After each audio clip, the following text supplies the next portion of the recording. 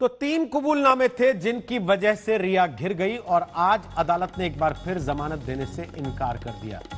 शौविक चक्रवर्ती, रिया के भाई, Samuel Miranda, Sushant Singh Rajput के पूर्व सहयोगी और दीपेश सावंत ड्रग पेडलर, ये 3 कबूलनामे थे जिसमें उनके भाई रिया चक्रवर्ती के भाई शौविक चक्रवर्ती ने खुद कह दिया कि रिया के कहने पर उसने ड्रग्स खरीदी थी। सैमुअल मिरांडा ने बताया कि रिया के कहने पर शौविक के जानकार से उसने ड्रग्स प्रोक्योर की थी, यानी कि खरीदी थी। और दीपेश सावंत ड्रग पेडलर ने कहा रिया के कहने पर शौविक के जरिए वो सुशांत के घर पर ड्रग्स लाया था। और इन्हीं 3 कबूलनामों के आधार पर रिया चक्रवर्ती फंस गई। रिया के खिलाफ 1 नहीं 2 नहीं बल्कि 5-5 सबूत एनसीबी ने अपनी जांच में जुटाए और उन 5 सबूतों के आधार पर रिया चक्रवर्ती के खिलाफ कार्रवाई हुई। लिहाजा रिया चक्रवर्ती आज जेल में है।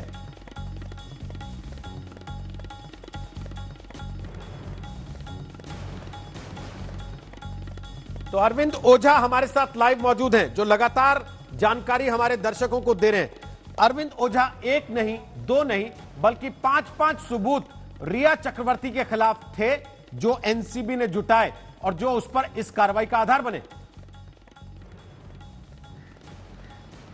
जी बिल्कुल, और जब आपने सबूतों की बात की तो मैं बताऊं आपको कि देखिए ये जरा आप तस्वीर दर्शकों को दिखाना चाहेंगे। 67 एनडीपीएस एक्ट में ये शौविक चक्रवर्ती का बयान है रोहित, जो आज तक के पास मौजूद है। आज तक ने बकायदा इसका खुलासा किया था और ये शौविक चक्रवर्ती का हमारे पास बयान जो मौजूद है रोहित, इस बयान के मुताबिक शौविक चक्रवर्ती ने बहुत बड़े बड़े खुलासे किए हैं और अपने भाई के ही कहीं न कहीं कबूलनामे में 67 एनडीपीएस एक्ट के तहत जो कबूलनामा था उसी कबूलनामे में रिया चक्रवर्ती भी फंसती नजर आई।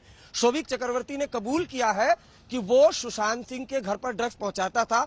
हालांकि यह भी कहा है कि सुशांत सिंह राजपूत के कहने पर, और शौविक चक्रवर्ती ने भी कहा कि सैमुअल मिरांडा, दीपेश सावंत भी ड्रग्स की खरीद फरोख्त करते थे, कई ड्रग पेडलर से कांटेक्ट में था।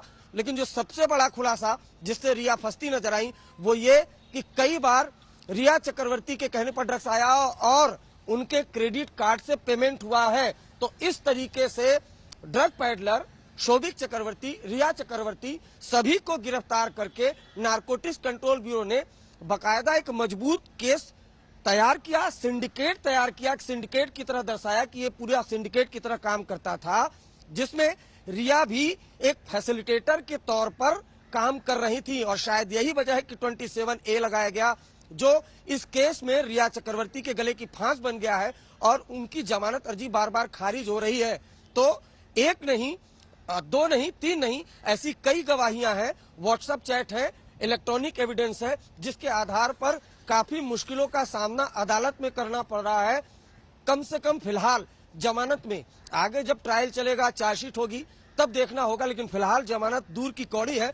शायद यही वजह है कि अब जो इसके बाद का जो विकल्प है वो है हाईकोर्ट का विकल्प। ठीक, वापस आएंगे अरविंद ओझा आपके पास, आप रहिएगा हमारे साथ।